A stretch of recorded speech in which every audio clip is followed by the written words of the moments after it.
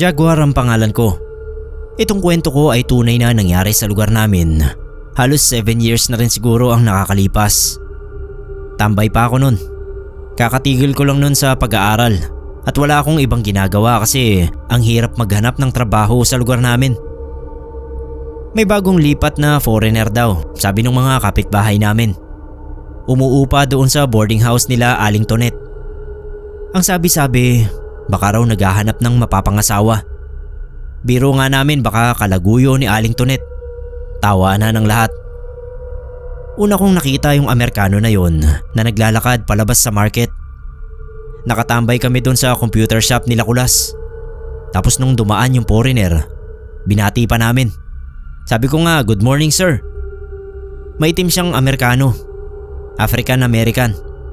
Sobrang taas niya, parang import sa basketball. Grabe, tapos ang daming tattoo. Yung itsura niya typical na Black American. Sarat na ilong, malaking mata. Ayoko namang maging racist dito pero yun talaga yung itsura niya.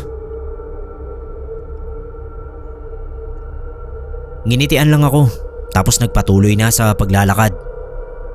Ibang-iba siya doon sa mga dating foreigner na napapadpad sa barangay namin. Magbabarkada kasi yun. Gustong-gusto nila laging kinakausap yung mga residente. Nagpapaturo pa ng mga Tagalog words. Si Kulas nga tinuruan pa yung isa doon ng mga murang salita. Sabi ng mga kapitbahay namin, hindi raw lumalabas sa boarding house niya yung Amerikano. Parang takot daw sa tao. Usap-usapan sa amin na baka kriminal na nakatakas o kaya naman may illegal na ginagawa sa kwarto niya. Mga tsismosa talaga, kung ano-ano na lang ang pinag-uusapan.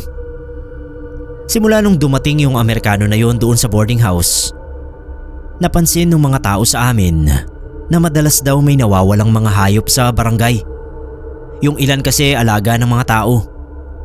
Yung katabi naming bahay, sa pagkakaalam ko may alaga siyang 7 aso sa bahay nila. Puro mga aspin.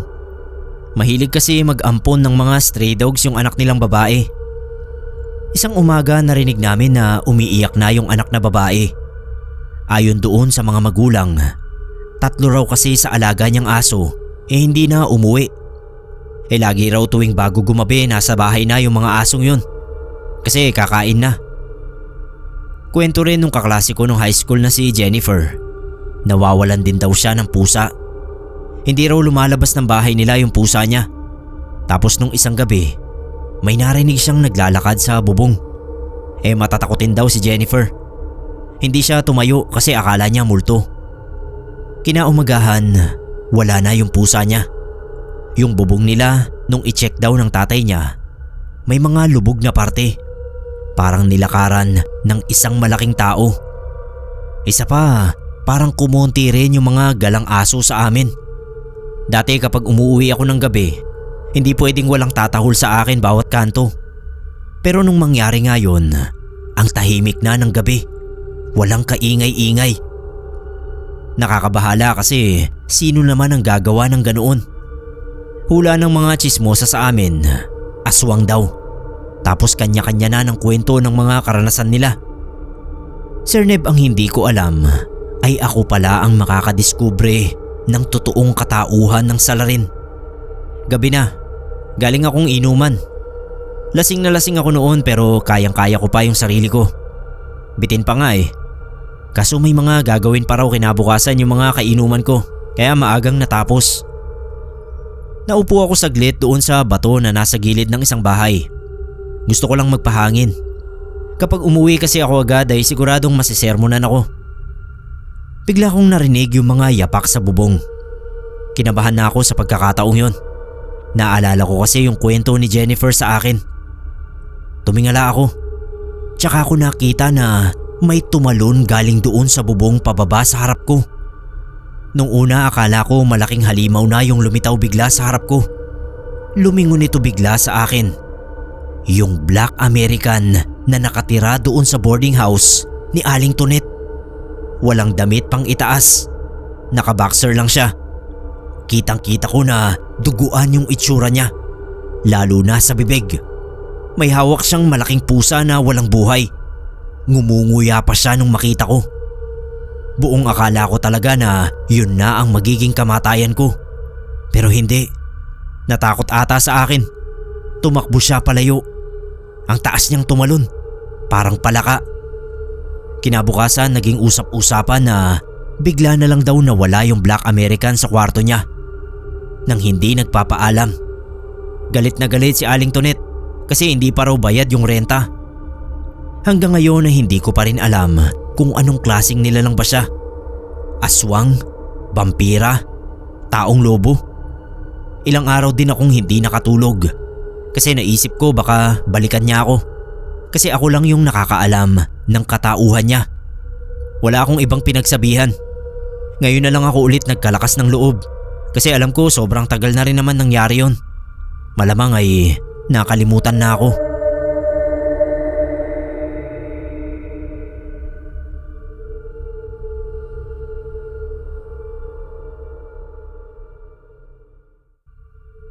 Hello po sa inyong lahat, lalong-lalo na sa inyo Sir Neb. Ako nga pala si Roderick. Ang ikukwento ko sa inyong channel ay tungkol sa pagmumulto ng isa naming kapitbahay sa isla na tawagin na lang nating Donald bilang respeto sa kanya. Isa pong foreigner si Donald. Hindi ko lang sigurado kung anong lahi, basta puti siya. Hindi naman British kasi madali naman malaman kung British ang isang tao dahil sa accent nila. May kakaiba siyang accent pero hindi ko alam kung anong lahi. Pero siguro part din ng Europe. Nagretiro yon si Donald sa isla at nakabili siya ng bahay at lupa roon kasama yung asawa niyang Pinay. Nagkaroon sila ng 2 anak kaso naghiwalay din sila noong katagalan kasi lagi na silang nag-aaway. Nambubugbog kasi si Donald at kitang kita namin yun sa mga sugat at pasa ng asawa niya. Nagkaroon pa ng panibagong asawa yon si Donald pero naghiwalay din sila dahil sa parehong dahilan noong una. Pero mas matindi yung pangalawa niyang asawa kasi lumalaban yon kay Donald. Tawagin na lang natin siyang Gracia. Nagbubugbugan talaga sila ni Donald at madalas ay pareho silang pasapasa. Ang laking tao ni Donald pero sinasabayan siya ni Gracia. Pero ayun nga, katagalan ay hindi rin nakatiis si Gracia at nilayasan din si Donald. Meron silang isang anak. Nakakausap naman namin si Donald pero mas madalas ay mapag-isa yun at namamangka lang sa dagat, namimingwit. Minsan hindi siya umuwi sa bahay niya ng ilang araw dahil maligaya na siya na nasa laot. Tapos pagbalik niya ay nasa bahay na niya si Gracia. Mag-aaway na naman yung mga yon kasi nanghihingi ng sustento si Gracia. Mayaman yata yun si Donald dahil kahit petiks lang siya ay nakakapagbigay siya ng sustento sa 3 anak niya. Minsan nga nakakaawa siya kasi sabi niya noon kaya siya sa Pilipinas nagretiro para malayo sa mga dati niyang kaibigan na mga walang ya at magkaroon siya ng tahimik na buhay. Kaso parang hindi siya pinatatahimik ni Gracia. Basta dumating sa bahay niya si Gracia mag-aaway kaagad sila. Sigawan at batuhan ng gamit. Isang araw ay nakagisnan na lang namin na nagsisigaw na naman si Donald. Nagkakalabugan na naman sa bahay niya. Normal na sa amin yun dahil isip namin ay naroon na naman sa bahay niya si Gracia. Tumahimik din naman pagkaraan ng ilang sandali. Kinabukasan ay ganoon na naman. Ngaw-ngaw ng ngaw-ngaw si Donald at naghahagis ng gamit. Ang kaibahan lang ay wala naman kaming naririnig na boses ni Gracia. Sabi ng ilang tsismosa, baka magkausap sa cellphone yung dalawa. Tumigil din naman ang ingay. 4 na araw na sunod-sunod na ganoon ang senaryo. Sumisigaw si Donald at nagdadabog. Tapos tatahimik. Hindi na maganda ang kutob namin dahil may kaaway ito pero wala namang sumasagot sa bawat bulyaw niya. Ang naisip namin, baka kung napapano na si Gracia. Tamang-tama na noong plano ng distrongkahin ang gate ng bahay ni Donald dahil ayaw niyang sumagot sa tawag ng barangay ay saktong dumating si Gracia. Nagulat pa siya dahil sa mga tao sa gate kaya pinaliwanag sa kanya ang nangyayari. Sabi naman ni Gracia ay 4 na araw na rin siyang tawag ng tawag kay Donald. Pero hindi nito sinasagot ang cellphone o kahit ang video call sa laptop nito, kaya pinuntahan na niya. May susi ng bahay si Gracia kaya madali silang nakapasok. Pero lumabas din agad dahil sa sumalubong na masangsang na amoy ng nabubulok.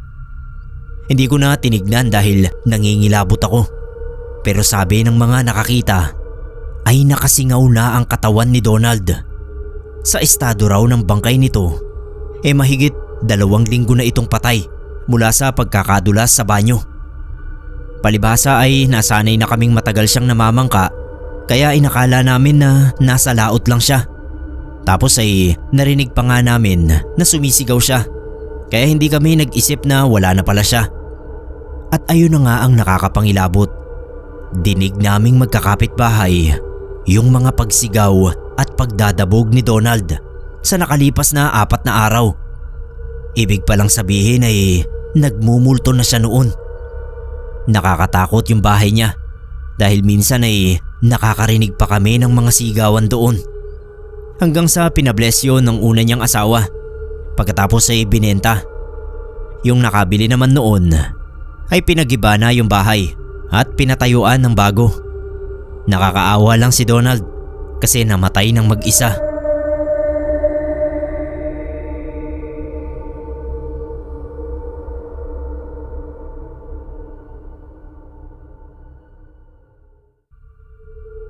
Mapagpalang araw sa mga kapasta natin. Hindi tungkol sa akin ang kwentong ito, Sir Neb.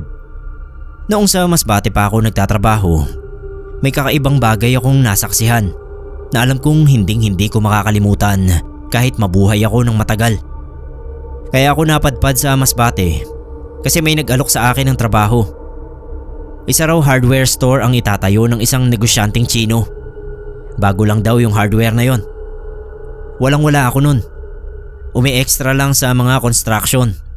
Kaso sobrang dalang ng racket namin nun at halos 2 buwan na akong tambay. Sabi ko sa sarili ko, mabuti na yon. Kesa naman tumunganga lang ako sa bahay nang walang makain. Libre naman lahat. Tirahan, pagkain, pati nga pamasahe ko patawid dun sa Masbate ay libre na. Yuan ang pangalan ng boss namin. Matabang Chinese na sobrang putla ng balat. Mabait naman si Yuan sa amin. Ayaw niya lang talaga ng tamad sa trabaho. Pero okay naman siya. May isang beses nga na nakipag-inuman pa siya sa amin nun hanggang sa mag-umaga. Lagi niyang pinagmamalaki sa amin yung pistol niyang baril na laging nakasukbit sa gilid ng short niya. Para daw kapag may nakaaway siya, isang hugot lang sa tagiliran ay tumba agad ang kalaban. Sabi niya sa akin isang hapon, samahan ko raw siya doon sa may gubat. Nalaman niya kasi na maraming uwak sa parteng yon ng gubat. Gusto niya lang daw mag-practice ng baril niya. Sabi ko nga sa kanya, delikado yung iniisip niya. Paano kung may matamaan siya ng ligaw na bala? Kaso Sir Neb, makulit si Yuan. Maingat naman daw siya sa paggamit ng baril. 2 kaming sumama sa kanya para na rin masiguro namin na wala siyang gagawin kahit ano na delikado. Nung medyo nasa gitna na kami ng gubat, tsaka ko lang napansin yung mga uwak na lumilipad sa itaas. Sobrang laki. Noon lang ako nakakita ng mga uwak na ganoon kalaki. Ang dami rin nila. Kapag nagsisiliparan sila sa itaas, dumidilim yung langit. Ang nakakatakot pa, hindi man lang sila natitinag sa presensya namin. Kumbaga, hindi sila takot. May nadaanan kaming 4 na uwak na nakatayo doon sa tumbang puno. Tumigil si Yuan at nagkasa ng baril niya. Tapos tsaka niya isa-isang pinagbabaril yung mga uwak. Sir Neb, hindi man lang lumipad palayo yung kasama ng mga uwak na tinamaan. Tinitigan lang ng mga ito si Yuan. Asintado nga si Yuan. Halatang may practice siya sa pagbaril. Bumagsak yung una, ikalawa, ikatlo. Yung ika-4, hindi niya tinamaan. Pero binaril ulit niya at tumalsik yung ibon sa lupa. 7 uwak ang pinatay niya nung hapon na yon. Sabi ko sa kanya, tama na, uwi na kami. Pero nakita ko na yung mukha niya tuwang-tuwa. Sabi niya maghahanap pa raw siya ng ibang ibon na nakadapo lang sa mga kahoy. Bago pa siya makapaglakad palayo, biglang dumilim yung langit. Sobrang daming mga uwak sa itaas namin na akala ko talaga gumabi na. Yung mga ibon na yon, nagsidapuan sa mga puno na nakapalibot sa amin. Lahat sila, isa lang ang tinitignan. Si Yuan. Narinig ko yung nakakanginig na iyak ng mga uwak. Sabay-sabay sila. Nagtakip ako ng tenga kasi pakiramdam ko mapupunit yung tenga ko sa tunog na ginagawa nila. Biglang nag-dive yung mga ibon sa direksyon ni Yuan.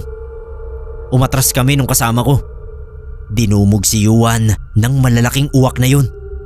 Rinig namin yung mga sigaw ni Yuan, pero ilang minuto lang ang lumipas. Wala na yung boses niya. Nalunod na sa iyak nung mga uwak na nakadapo sa katawan niya. Nung magsialisan yung mga uwak, hindi na namin makilala yung itsura ni Yuan. Gutay-gutay na yung damit at balat niya. Wala na siyang laman sa kaliwang pisngi. Yung pareho niyang mata, wala na rin. Nagsuka ako ng nagsuka sa ilalim ng puno. Nireport namin sa pulis ang nangyari. Sinamahan namin yung pulis sa lugar na pinangyarihan. Pagdating doon, hindi man lang sila nagulat. Para bang sanay na sila na nangyayari yun sa lugar nila. Payo nila sa amin, hindi raw kasi kami dapat lumalagi sa gubat na yon. Delikado. Tinuro niya yung mga uwak. Nanindig yung mga balahibo ko.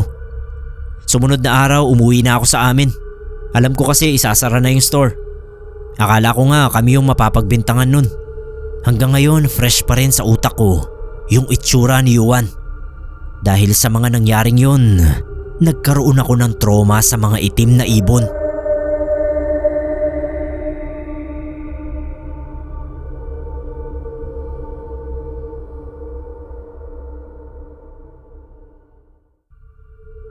Hello po sa Pinoy Creepypasta.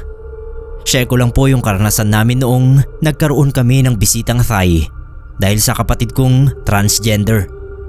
Trans din yung Thai at ang ganda-ganda nila ng kapatid ko. Nakaka-insecure. By the way, ako nga pala si Leila. Yung kapatid ko naman ay si Belinda at ang kaibigan niya si Anong. Nagkakilala sila noong nagpunta sa Thailand si Belinda para magtrabaho at magpa-opera na rin. Sinama niya si Anong dito sa atin para makapamasyal.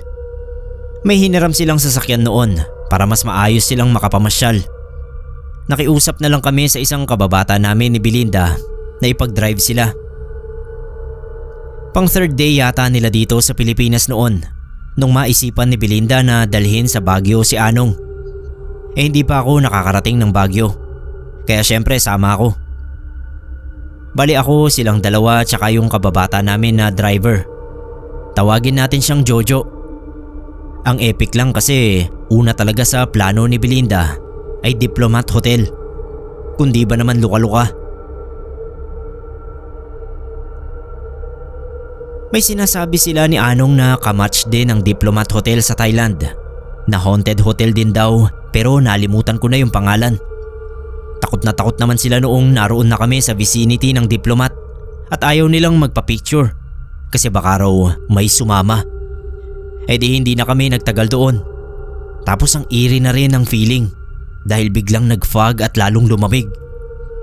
Nag-e-emote pa yung dalawa bago kami sumakay sa kotse at tipong palingon-lingon pa sa hotel na akala mo gumagawa ng music video. Tapos mag-iiyakan at kunwari may ayaw silang iwan. At naghihilahan na sila.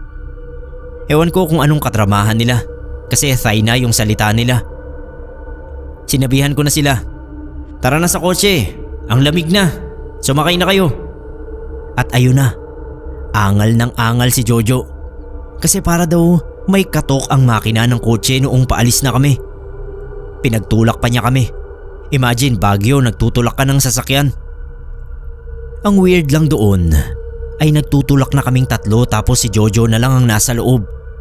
Para pa rin kaming nagtutulak ng pader dahil halos ayaw umusad ng sasakyan. Sumakay na lang uli kami kasi ang lamig na sa labas. Inabot na kami ng pahapon samantalang magto-12 pa lang ng tanghali noong umalis kami ng Diplomat. Tapos yung naiusad ng sasakyan ay parang ilang metro pa lang kasi tanaw pa namin yung hotel. Maya-maya, kinakalikot na ni Jojo yung aircon ng sasakyan. Sabi niya nakapatay naman daw pero ang OA ng lamig. Sabi ko naman ang tanga niya kasi malamang malamig kasi nasa Baguio kami. Maya-maya natahimik na si Belinda. Sabi niya bigla baka may sumama sa amin mula sa diplomat. Nagtayuan bigla yung mga balahibo ko kasi hindi ko talaga naisip yun. Sunod bigla niya akong sinabunutan kasi baka nga raw ganoon ang nangyari. Nabwisit ako kasi bakit ako ang sinisisi? Siya itong may gustong pumunta sa diplomat at pa-emote-emote pa na ayaw umalis doon. Nag-usap na sila ni Anong tapos nakakabwisit kasi hindi ko sila maintindihan. Kita naman yung takot sa mukha nila. Sabay pa silang bumaba ng sasakyan kaya biglang baba rin kami ni Jojo. Tanong kami ng tanong, ano bang problema? Tumingin sa akin yung dalawa. Ako talaga yung sinisisi. Tapos pinaliwanag nila kung bakit. Noon daw pinapasakay ko na sila sa kotse ay wala akong binanggit na pangalan ng pasasakayin. Basta sabi ko lang ay halina kayo. Kaya raw may mga nagsisakay pang iba. Mangiyak-ngiyak na talaga ako noon. Hindi ko alam kung anong gagawin. Ayokong maniwala sa kanila. Tapos sabi pa ni Belinda, sabihin ko raw bumaba na kayo. Hindi kayo sasama. Ayoko. Baka mamaya saliban ako ng lahat ng nakasakay doon. Kasi nagalit sila sa akin. Ayoko talaga gawin yung pinapagawa nila. Kahit halos gulpihin na ako ni Belinda. Awat-awat nga siya ni Anong. Si Jojo siguro nabwisit na. Kaya siya na lang yung nagsabi noong pinapasabi nila Belinda. Tapos sumakay na siya ng kotse. Makalipas ang ilang minuto. Sir Neb, parang magic. Nakaalis na rin kami sa wakas. Pamahiin daw pala yun ng mga Thai. Kapag mag-i-invite ka na kumain o pumasok, dapat sasabihin mo yung pangalan ng ini-invite mo. Imbis na kayo o everybody. Dahil talagang may mga sumasama raw na hindi dapat. Nakalimutan lang daw akong sawayin ni Belinda nung araw na yon. Nahihiya nga ako kay Anong noon kasi nakaranas pa siya ng kababalaghan dahil sa akin. Pero natuwa pa nga raw yung loka dahil first ever ghost experience niya yon.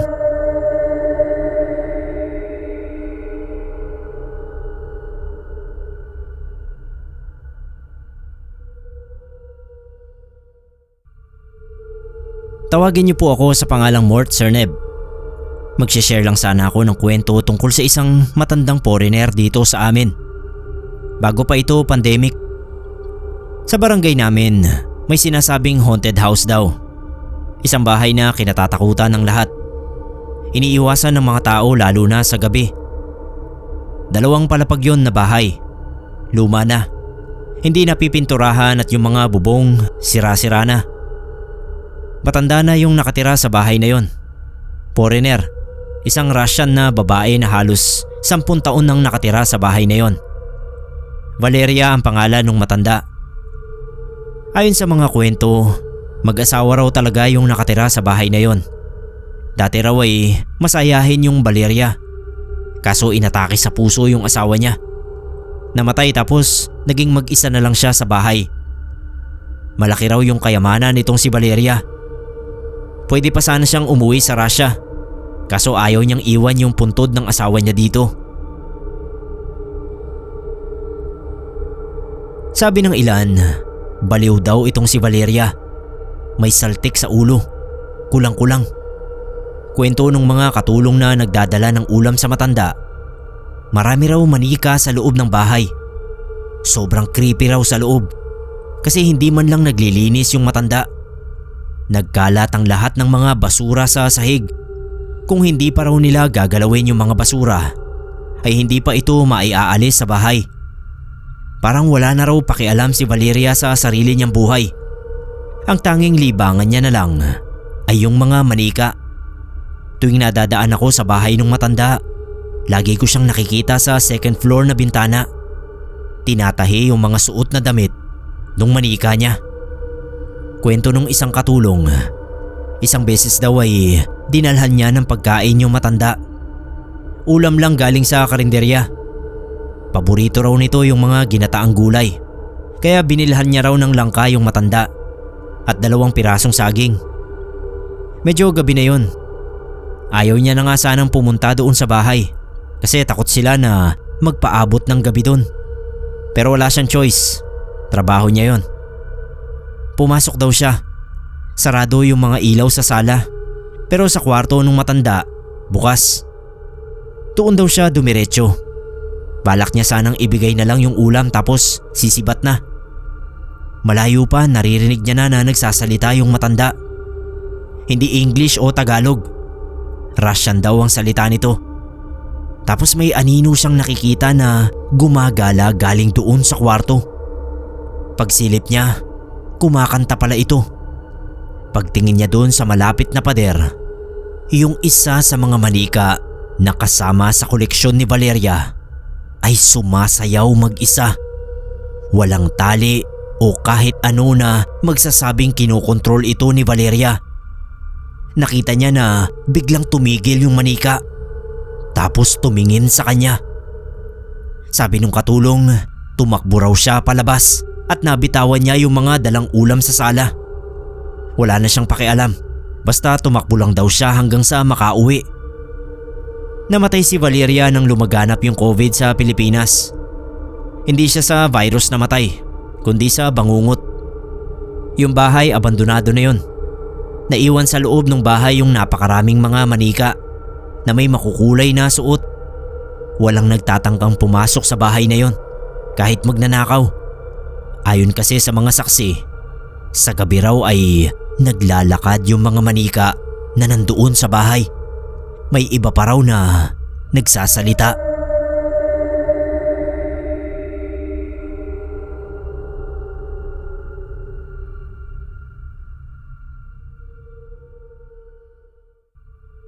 Kwento ito ng katrabaho ko na isang Pakistani.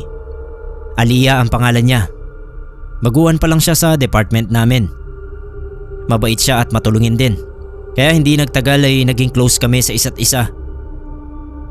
May naikwento siya sa akin tungkol sa bahay daw nila sa Pakistan. Naisip ko bagay ang kwento na yun dito. Kaya nagpaalam ako kung pwede bang isend ko dito yung story niya. Pumayag naman Sir Neb. Kwento niya simula pa raw pagkabata ay may jinn na sa bahay nila. Sabi ni Aliyah, ang mga jinn raw ay klase ng mga banal na espiritu na naninirahan sa ilalim ng lupa. Nakatira raw ang mga ito kasama ng mga tao noon pa man. Iba-iba raw ang klase ng mga jinn. May mababait, meron din na masasama. Naisip ko nga parehong-pareho siya ng konsepto natin sa mga engkanto. Bata pa raw siya, lagi na niyang nakikita itong espiritu na walang ulo. Naglalakad tuwing gabi. Tumatagos sa mga pader at minsan tumatabi raw sa kanya. Kinuwento niya ito sa mga magulang niya pero ang sabi ng mga ito, mabait daw na jinn ang nakatira sa bahay nila. Hindi raw nila ito kailangang paalisin dahil ito raw ang bantay ng bahay nila at pampaswerte rin daw. Kalauna nasanay na lang si Aliyah sa presensya ng jinn na yon. Minsan natatakot pa rin naman siya. 19 years old na daw siya nung biglang mamatay ang isa sa mga kapatid niya sa hindi malamang dahilan. Ang sabi nung tumingin sa kamatayan ng kapatid niya, nag-iba na raw ang ugali ng jinn na nakatira sa bahay nila. Malamang ay may nasabi o ginawa ang kapatid niya kaya nagalit ito. Kinailangan nilang gawin ng haban, isang ritual sa apoy upang mapaalis ang jinn sa bahay. Sinarado raw nila lahat ng bintana at pinto sa bahay. Tapos naglagay sila ng malaking kawa sa gitna ng sala. Nagsunog sila ng mga papel sa kawa habang sinasambit ang mga banal na mantra upang mapaalis na ang jinn. Halos 2 oras nilang ginawa yon. At nang bumukas ang isa sa mga bintana ng bahay, hudyat daw yon na wala na yung jinn. Lumayas na ito sa bahay nila. Hindi na raw nakita pang muli yung pugot na jinn sa bahay nila. Yun nga lang nanghihinayang daw sila. Kasi dapat pala dati pa ay pinalayas na nila yon sa bahay nila.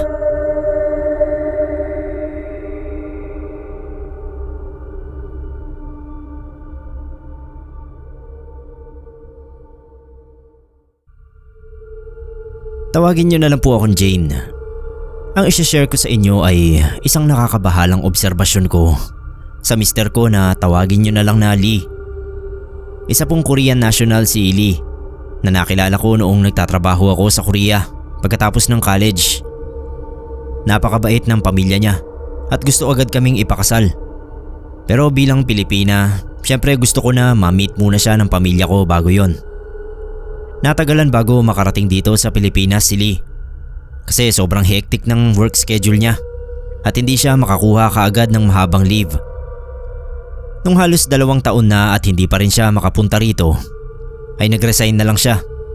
Sa wakas ay naipakilala ko siya sa pamilya ko. Sir Neb, sa totoo lang, kahit noon pang sa pictures pa lang nakikita ng hipag ko at kapatid niya si Lee, ay pinagtatawanan na nila. Hindi kasi kamukha ni Lee yung mga usual na napapanood natin na idols o Korean celebrities. Kagaya nila Lee Min Ho at iba pa. May pimples si Lee. Singkit yung mga mata. Sobrang singkit na parang hiwa na lang. Medyo hindi rin maganda yung mga ngipin niya dahil may sungki at madilaw. Pero hindi naman siya bad breath. Pinagtatawanan at nilalait siya ng hipag ko na tawagin na lang nating Ana at ng kapatid niya na pangalanan nating Joy.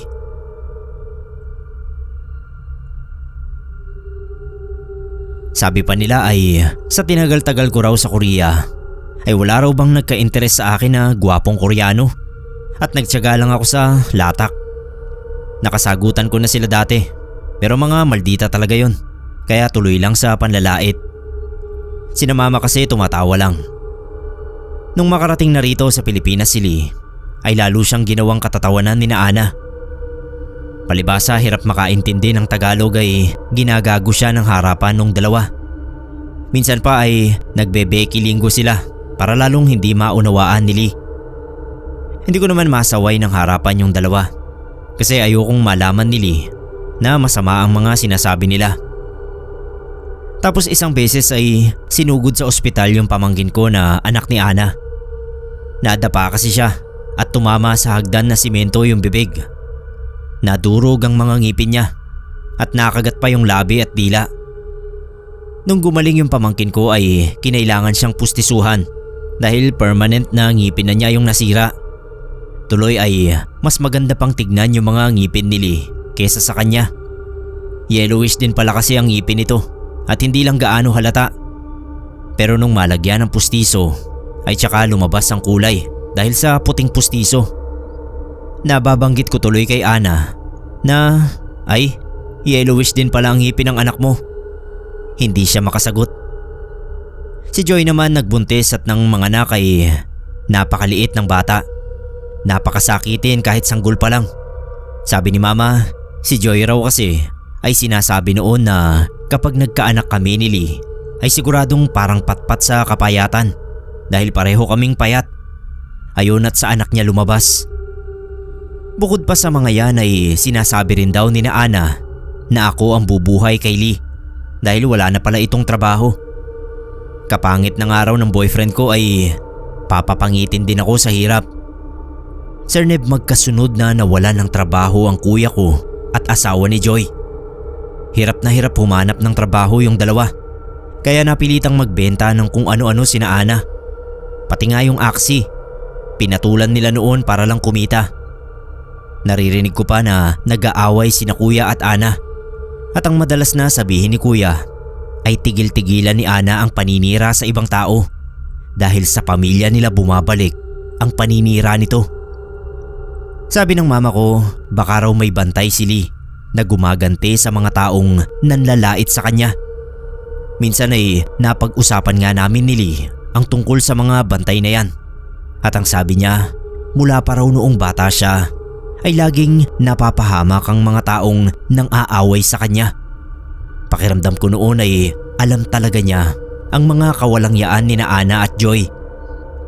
Nagpakasal kami ni Lee taong 2022. Nahiyang siya rito sa Pilipinas at gumanda ang pangangatawan. Kuminis din yung kutis niya. Nagpa-braces na rin siya kaya gumanda rin ang ngipin niya kahit papano. May isang anak na rin kami na laging sinasabi ng mga nakakakita na artistahin. Sina Ana naman ay nanahimik na lang kasi busy na sa negosyo niyang paglalako ng merienda. Nalosyang yun si Ana kahit may trabaho na naman si kuya. Si Joy naman yung dalawang anak niya ay parehong patpatin at sakitin. Suki ng ospital habang yung anak namin ni Lee ay sobrang malusog. Hindi ko naman kinakatuwa ang kamalasan nila. Pero kasi bago tayo manlait ng kapwa ay mag-isip muna tayo. Baka kagaya ni Lee ang nilalait natin na may bantay na gumaganti.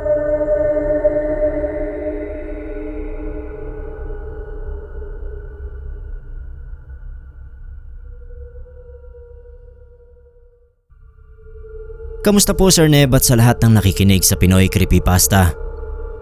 Nagtrabaho ako noon bilang maid ng isang British na nakabase sa isang first class na probinsya ng bansa. Hindi lang ako nakatagal sa serbisyo sa kanya kasi hindi ko kinaya yung mga ganap sa bahay niya at sa kanya mismo. Ako nga pala si Madeline. Ellen na lang po for short. Sa isang ad sa hanapan ng trabaho group ko nakita yung naghahanap ng kasambahay. Nung matanggap ako roon ay nalaman kong hindi pala yung nag-post ang magiging amo kundi isang British na nagngangalang Ron. Nakakatakot agad si Ron dahil nasa 6 feet ang taas niya tapos ang taba pa. Siya lang yung nakatira sa bahay niya kaya nag-aalinlangan din ako. Wala akong kalaban-laban sa kanya kung maisipan man niyang gawan ako ng masama. Pero nilakasan ko lang ang loob ko. Simple lang naman yung mga responsibilidad ko sa bahay ni Ron. Maglinis tuwing umaga, magluto ng pagkain niya, maglaba at kung ano pa mang iutos niya. Okay naman nung mga unang araw. Kaya lang ay hindi ko rin talaga maipagsawalang bahala na kapag malalim na ang gabi ay naririnig kong nagsasalita siya na parang may inuutusan siyang gumawa ng masama. Halimbawa minsan ay may nabanggit siyang higpitan mo hanggang sa maputol. Siyempre English yung pagkakasabi niya pero yan ang pagkakaintindi ko. Minsan naman ang sinasabi niya, pumili ka ng armas. Marami pa siyang sinasabi na napakarahas. Yung iba halatang naguutos siyang pumatay. Naririnig ko lang yung mga sinasabi niya kasi nagigising ako sa gabi para umihi. At nung minsan na mapasilip ako sa kwarto niya habang nagsasalita siya, nakita kong nakaharap siya sa computer at nakasuot ng headset. Naisip ko na baka nanonood lang siya ng pelikulang gore kaya ganoon ang mga pinagsasabi niya.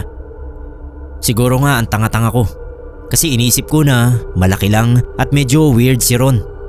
Pero sa mga sumunod na araw ay mas marami na akong napansin na kakaiba sa kanya. Dasal na lang talaga ako ng dasal na sana kung ano man ang ginagawa niya hindi ako madamay. May nalabhan akong damit niya na kulay itim. Puro itim naman talaga yung mga damit niya. Siyempre binabasa ako muna yung mga damit bago isa lang sa washing machine. Sir Neb, kulay pula yung katas ng damit. Nanginig yung buong katawan ko dahil bigla kong naamoy na malansa ang mga yun. Alam kong dugo pero sa sobrang takot sa kung saan yun ang galing nanginig na lang ako. Gusto ko na lang umuwi sa amin. Pero naisip ko na kailangan ko ng pera kaya magtitiis ako hanggang sa unang sahod man lang. Nagbulag-bulagan ako, nagbingi-bingihan at nagpakamanhid sa mga sumunod pang araw. Tuwing Martes ng madaling araw ay may mga pumupuntang tao sa bahay ni Ron. Hindi ko kilala pero mukhang mga mayayaman. May ilan pa nga na nakasuot ng simpleng pang-itaas pero may baril at posas na nakasabit sa gilid ng bewang. Pulis yata. Naroon lang sila sa bar sa baba at parang may isa sa kanila na may binabasa sa gitna. Tapos ay umuugoy-ugoy yung mga ulo nila habang nakapikit at nakatingala. 2 beses kong nakita na ginagawa nila yon pero hindi na lang ako nagpapakita o nagtatanong. Umaalis din kasi ako agad dahil bumibigat yung pakiramdam ko sa ginagawa nila. Nahihirapan akong huminga at parang may dumidiin sa dibdib ko. Isang gabi ay tinawag ako ni Ron. Kakaba-kaba ako lagi kapag tinatawag niya ako.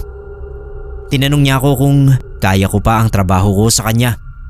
Alam daw niya kasi kung ano ang nalalaman ko. Ayaw daw niya na ilabas ko pa kung ano yung mga nakikita ko, kagaya noong mga naunang katulong sa akin. Kaya habang maaga pa raw ay magdesisyon na ako kung aalis ako o ano. Sabi pa niya alam daw niya na natatakot ako, pero wala siyang balak na magpaliwanag sa akin dahil kung ano man ang ginagawa niya ay nakakatulong para patuloy siyang yumaman. Naiirita lang daw siya sa tuwing nagdarasal ako. Nakakarindi raw at nagagalit ang mga kasama niya. Iisipin ko na sana noon na ang sinasabi niyang mga kasama ay yung mga pumupunta tuwing Martes ng madaling araw. Kaso bigla akong nakaramdam ng paninikip ng dibdib.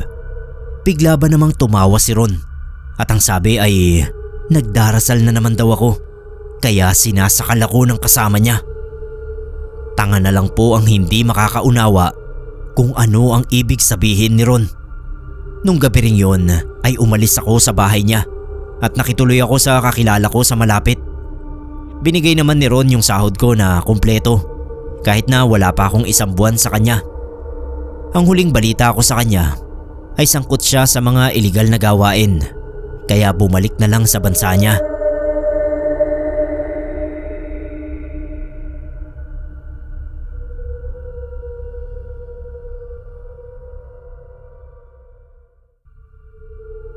Hi sa mga listeners ng Pinoy Creepypasta. Excited ako na magkwento kasi first time ko ito. Bernadette po ang pangalan ko, 29. Nagtrabaho sa isang government facility dito sa amin. Noong college pa ako, may weird na nangyari sa akin sa panaginip. Bagong gawa kasi yung bahay namin nun.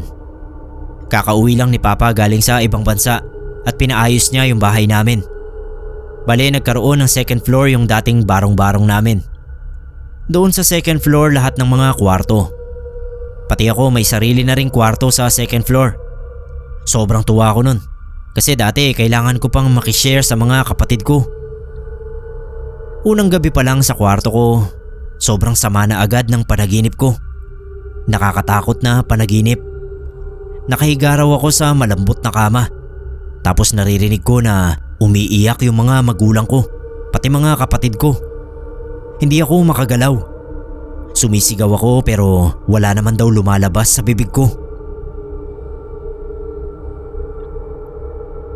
Nagising ako bigla. Hinihingal. Uhaw na uhaw. Madaling araw na yun. Lagi yung nangyayari sa akin sa pagtulog. May mga gabi naman na wala akong panaginip, pero madalas akong bangungutin. Laging may kinalaman sa kamatayan yung mga panaginip ko. Umabot na sa puntong nagpatawag na ng albularyo si Mama kasi akala niya raw minumulto yung kwarto ko. Kaya raw ako nananaginip ng masama. Buong araw na nandoon yung albularyo, pero sabi niya wala siyang makitang kahit ano.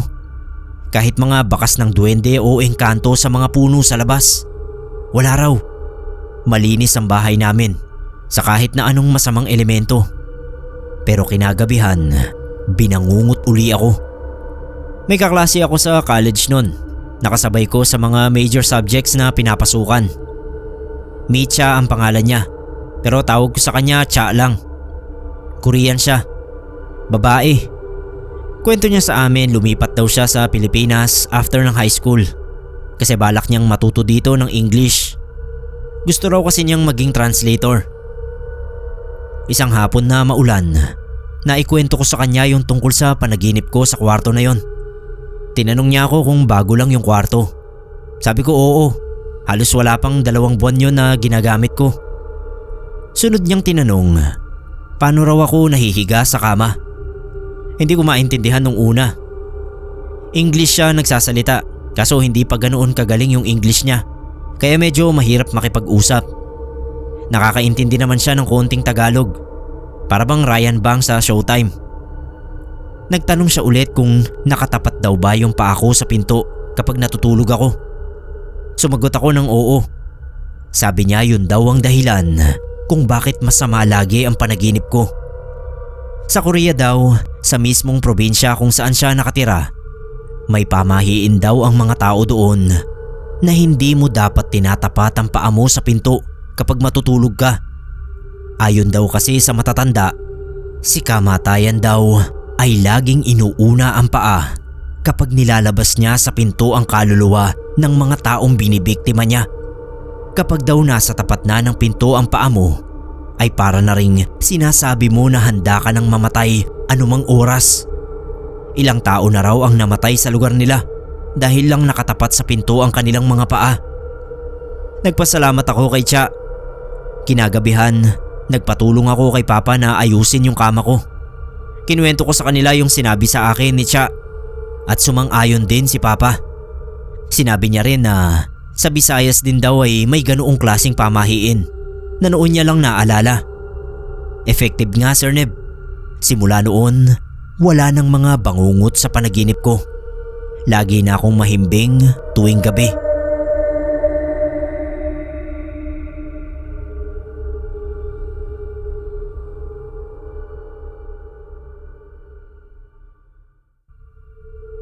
Tungkol po ito sa mag-asawa kong kaibigan na nahilig sa pangongolekta ng mga haunted objects. Yes po, Sir Neb. Sa maniwala kayo at sa hindi, ay may mga tao pala na imbis na iwasan ay inaalagaan at dinadala pa sa bahay nila ang mga katatakutan. Kinokolekta pa. Ako nga po pala si Kyle. Ito naman ang kwento ng kaibigan kong si Army at ng asawa niyang si Ismail. At nagkakilala sila ni Army sa Thailand noong naghahanap si Army ng gumagawa ng kumantong, yung baby na Lucky Charm. Pero hindi ko na ikukwento ang tungkol doon kasi baka ma-flag for violence ang channel nyo. Mabalik sa kwento. Parehong enthusiast ng kahit anong related sa paranormal o supernatural sina Army at Ismail. So long story short, nagsama sila pero hindi kasal. Yung bahay nila hindi pwede sa mahihina ang dibdib. Once lang akong nakarating sa bahay nila at hindi na ako umulit. Wala akong third eye o ano paman. Pero para akong kaisa ni na Army sa mga kakayahan nila dahil sa lakas ng pakiramdam ko noong naroon ako. 2-story yung bahay nila at pinasadya raw yun para kung may magparamdam daw ay maririnig nila ang mga hakbang noon sa hagdan. Effective naman. Kasi noong naroon nga ako sa kanila, kahit tanghaling tapat ay may tumatakbo sa may hagdan. Pabalik-balik yun. Hindi lang siguro 3 o 4 na beses. Tuwang-tuwa si Ismail. Nag-i-enjoy raw yung bata sa rebulto nila ng elepante roon sa taas ng hagdan. Hindi ako makatagal sa loob ng bahay nila dahil damang-dama ko na may nagmamasid sa akin. Minsan pa ay parang nasa likuran ko talaga. Dahil may mainit na hangin na dumadampi sa batok ko. Para akong hinihingahan. Sabi ni Ismail, may bungo raw sila ng matandang babae sa taas ng bahay. Isa sa koleksyon nila. Yun daw yung nagmamasid sa akin. Dahil sabi raw nung matandang babae ay kahawig ko yung anak niya. Ewan ko kung totoo ang sinasabi. Dahil balak pa raw sumama sa akin pa uwi noong matandang babae kung hindi lang nila sinaway. Hindi rin nga ako nagtagal sa bahay nila. Umalis din ako dahil kung ano-ano na ang naririnig at nararamdaman ko. Hindi ko nakakayanin kung may magpapakita pa sa akin. Sina Army kasi hindi naman sila natatakot. Kasi nga 'di ba, mga enthusiast. Parang ini-encourage pa nila yung mga espiritu na magparamdam sa kanila. Ang catch nga lang ay silang dalawa lang talaga ni Ismail ang nakatira sa bahay. Wala silang anak o kahit alagang hayop dahil baka makatagpo raw sila ng malevolent na espiritu at hindi nila kayanin kapag nanakit yun. Tapos madamay pa yung anak nila o alaga. May isang pangyayari daw kasi na sobrang lakas ng haunted item na nakuha nila. Kaya mismong silang dalawa ay nasaktan. Isang jar daw yon na naglalaman ng abo. Abo ng namatay na dark arts practitioner. Yun daw kasing mga tao na may kaalaman sa dark arts ay kine-cremate at ang abo nito ay iniimbak dahil may paniniwala sila na maa-absorb ng sino mang nagmamay-ari noon ang kakayahan noong namatay. E di ito na nga, may nakuhang ganoong klase ng abo si Ismael. Nasa bag pa lang daw niya yon pauwi ay masama na ang pakiramdam niya. Umiikot ang paningin niya at ilang beses siyang huminto sa pagdadrive dahil pakiramdam niya ay maaaksidente siya. Hindi lang daw niya pinapansin yung tao na nakikita niya sa rearview mirror. Hindi naman daw galit pero matalim makatitig dahil ganoon talaga ang bukas ng muka. Sinabi na lang daw niya na aalagaan niya ito at hindi gagamitin sa kung anumang masama. Pagdating sa bahay ay kita rin daw ni Army na may kasama si Ismael pero hindi yun nag-iisa dahil bukod daw roon sa nagmamay-ari ng abo ay may ilang espiritu pang naka-escort dito. Parang bantay o gabay raw noong tao noong ito ay nabubuhay pa. Ilang gabi silang hindi pinatahimik noon. Lagi silang may pasa sa katawan at may iniindang sakit na hindi mapagaling ng modern science. Sa sobrang lakas daw ng espiritu na yon ay may iba pang espiritu na naninirahan sa bahay nila ang nagsipaglayasan. Bandang huli ay binalik ni Ismael yung abo na yon sa pinagkuhanan niya dahil may nakapagsabi sa kanya na sila ang papatayin ng espiritu kung hindi nila ito pakakawalan. Marami pang kwento at karanasan sina Ismael at Army. Meron pa silang koleksyon ng mga ulo na pinugot ng headhunters sa Ifugao noon. Sa pictures ko lang nakita yon pero hindi ko rin gusto ang vibes. Ikukwento ko rin sana kaso kinikilabutan na ako. Next time na lang po siguro. Maraming salamat Sir Neb.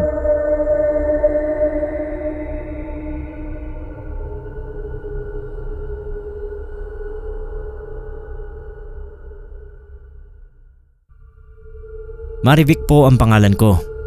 Yung kapatid ko fan na fan ng Pinoy Creepypasta. Mahilig kasi talaga siya sa horror na mga pelikula. Kapag nasa bahay siya, laging laman ng TV namin ang YouTube channel nyo. Siya ang nagsabi sa akin na ipasa ko raw dito yung story ng pamilya namin. Nung minsang may makaaway kaming mga Indiano. Hindi raw kasi siya magaling magsulat kaya ako na lang daw ang magkwento. Nung pareho pa kaming estudyante ng kapatid ko, may pamilya na lumapit sa harap ng bahay namin. Paupahan kasi yung bahay na yon. Mga Indiano, 3 sila. Mag-asawa tapos anak na lalaki na halos kasing edad namin. Marunong naman silang magtagalog, konti lang. Madalas ay English ang ginagamit para makausap sila ng mga kapitbahay namin. Nung una wala namang problema. Bihira lang naman kasi silang lumabas ng bahay. Kaso nung medyo tumagal na, napapansin namin na ang burara nila sa paligid. Hindi man lang sila naglilinis sa harap ng bahay nila. Tapos yung mga damo halos abot bewang na kasi wala man lang gustong tumabas nun. Isang umaga nakita ni Mama na yung sako ng basura ng mga Indiano na yun nasa harap na ng bahay namin. Galit na galit si Mama. Kinumpronta niya yung babaeng asawa. Shara ang pangalan. Sabi ni Mama bakit daw nasa harap namin yung sako na yun. Kaso imbis na umamin, tumanggi pa yung Indiano. Hindi raw sa kanila yun. Imposible kasi ilang linggo na naming nakikita na nakatambak yun dun sa harap ng bahay nila. Nagkasagutan syempre. Hindi nagpatalo si Mama. Muntik pang magkasabunutan. Sinabi pa ni Mama nung umaga na yon na wag nila kaming idamay sa kababuyan nila. Nagpanting yung tenga nung Indiano. Siya naman ngayon ang sumisigaw. Hindi naman namin maintindihan kasi nga iba yung sinisigaw niya. Inawat siya nung asawa niyang lalaki. Sa pagkakatanda ko Kahir yung pangalan ng lalaki. Doon na nagsimula yung mga away-away. Parinigan. Minsan titigan na alam kong mauuwi lang sa away. Kaya lagi kong hinahatak si Mama sa loob kapag nagkakatitigan na. Isang taon nang lumipas, lumipat din yung mga Indiano. Simula noon naging matamlay si Mama. Parang lagi siyang nanghihina. Tapos pumapayat siya. Sinugod namin siya sa ospital. Pinainom lang siya ng gamot at pinauwi din agad. Kasi wala naman daw problema. Pero balik na naman siya sa pananamlay. Hindi namin alam kung anong nangyayari noon kay mama. Nagtawag kami ng albularyo. Ang sabi nito, noon lang daw siya nakakita ng ganoong klaseng kulam. Kakaiba, parang hindi gawa ng tao. Kinuwento namin sa albularyo yung tungkol sa mga Indianong nakaaway ni mama. Naglibot-libot yung albularyo sa buong bahay. Parang pinapakiramdaman niya yung lupa kapag natutungtungan niya. Tapos sabi niya, kumuha raw kami ng pala. Sir Neb, may hinukay siya. Plastic na kulay pula. Sa loob noon, may mga papel na nilamukot. Binuksan yun ng albularyo isa-isa. Pangalan ni mama yung nakasulat sa bawat papel na nandoon. Tapos sa gitna ng papel, may itim na bato. Yun daw ang dahilan ng pagkakasakit ni mama. Kung hindi raw namin nahanap yun, ay baka kung ano nang nangyari sa kanya. Talisman daw ang tawag doon, na galing pa sa bansang India.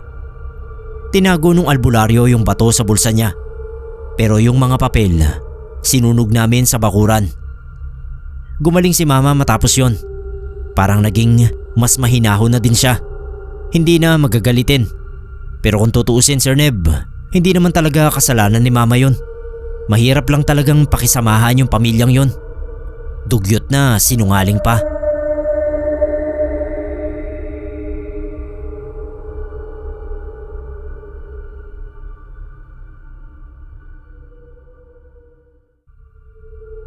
Magandang umaga po, Sir Nebkero, at sa lahat ng nakikinig sa Pinoy Creepypasta. Sana mapansin niyo itong story ko. Noong bata pa po ako, edad 3 taon, ay may sinasabi si na mama na may mga nakikita raw ako na nilalang na hindi nila nakikita. Mahirap pa raw akong kausap noon dahil bulol pa. Pero ayaw na ayaw ko raw na naglalagay sa taas ng bahay nila lolo at lola tuwing hapon, lalo na kung gabi. Iyak daw ako ng iyak, kaya bababa kami at doon sa sala matutulog kung inaabot kami ng gabi sa bahay nila. Bihira lang naman kami magpunta noon kina lolo at lola dahil medyo malayo na yung bahay nila. Kaya kapag bumibisita kami, ay gusto nila na doon kami matutulog ni na mama. Kaya lang ayoko nga sa taas, kaya napipilitan na maglatag ng kutsyon sa baba. Sabi ko raw noon ay may lalaki na galit at may dalang mahabang espada. Talaga raw halos mahulog ako sa hagdan para lang makaalis sa taas. Nagmamadali daw akong tumatakbo at itsurang takot na takot. Ang paniniwala noon ni na lolo ay nakikita ko ang multo ng tatay niya na girilya noong panahon ng Hapon. Kalaunan ay hindi na nga nila ako pinipilit na umakyat dahil alam naman na natatakot ako roon. Kapag naman nasa baba lang kami, ay okay lang ako. Kaya hinayaan na lang ni na mama. Fast forward, matagal nang wala sina lolo at lola. Ang nakatira na sa bahay nila ay sina Tito Jomari, na panganay na kapatid ni mama. Kasama yung pamilya niya. Noong nagpunta kami roon, ay kinukwento sa akin ni na mama na dati nga ay takot na takot ako sa itaas. Dahil nakikita ko raw yung kaluluwa ng tatay ni lolo. Tapos doon na nagsimula yung kwentuhang katatakutan. Yung panganay na anak ni na tito na si Glory May ay doon muna nagstay dahil buntis sa ikalawang anak. Kasama ni Glory si Donalyn, yung 5 years old nilang panganay. Sir Neb, ito yatang si Donalyn ang pinaka walang takot na batang nakilala ko sa buhay ko. Napansin namin na habang nanonood ng TV sa baba si Donalyn, bigla siyang napalingon sa hagdan tapos sumilip sa taas. Nakatingin lang siya roon tapos bumalik na sa pinagkakaabalahan niya na parang walang nangyari. Sabi ni Tito Jomari, itanong daw namin kay Donalyn kung anong nakita niya. Di tinanong nga ni mama. Sabi ba naman, nagpapapansin na naman daw yung mama sa taas kasi may mga bisita. Sabi ni Tito, nakikita ni Donalyn yung tatay ni lolo. Sumabat ba naman si Donalyn? Sabi niya, hindi raw tatay ni lolo yung nasa taas. Ibang tao raw. Amerikano raw. Nagulat kami nila mama, pati sina Tito. Sabi nila ay First time na sinabi ni Donalyn na hindi tatay ni Lolo ang nasa taas. Sabi naman ni Donalyn kasi raw first time lang din sinabi noong tao sa taas na hindi siya yung inaakala namin. At eto pa yung napaka-wild at nagpauwi sa amin ni Mama ng biglaan. Tumingin sa akin si Donalyn at sinabing, "Naaalala ka niya, tita. Tinatakot ka raw niya noon." Balak sana namin na mag-overnight noon pero talagang nag-drive ako pabalik sa amin dahil sa sobrang takot. Hindi ko na naaalala ang mga nangyari noong 3 years old ako. Pero grabe yung kilabot na nararamdaman ko nun, lalo na sa sinabi ni Donalyn. Nakakagulat na alam niyang may nananakot sa akin noon sa bahay ni na Lolo. Gayong sina Mama lang ang nakakaalam noon at nangako sina Tito na hindi nila yun nababanggit kay Donalyn. Nung sumunod na makausap ni Mama sina Tito Jomari ay sinabi nila na may in-invite silang albularyo para palayasin yung nakikita ni Donalyn sa taas ng bahay. At ang sabi raw ng albularyo ay hindi Amerikano ang lalaki sa taas, kundi sundalong Kastila na may dala pang baril na may bayoneta. Sabi ni Mama ay yung bayoneta raw siguro ang sinasabi kong espada noong bata pa ako. Hindi namin alam kung napaalis nga noong albularyo yung multo ng sundalo. Si Donalyn naman kasi kahit nagpaparamdam o nagpapakita na yung multo, nakatingin lang at hindi nagre-react. Parang hindi natatakot, kaya hindi napapansin nila Tito. Pero sana talaga napaalis na yun. Nakakatakot kasi naaalala pa niya ako. Ang pagkakaalam ko sa mga multo ay wala nang kamalayan at ang naaalala lang nila ay yung mga bagay at pangyayari noong nabubuhay pa sila. Ano't naaalala raw ako ng isang multo. Na multo na nga noong una kong makita. Hindi na yata multo yun at mas nakakatakot kung ano man siya.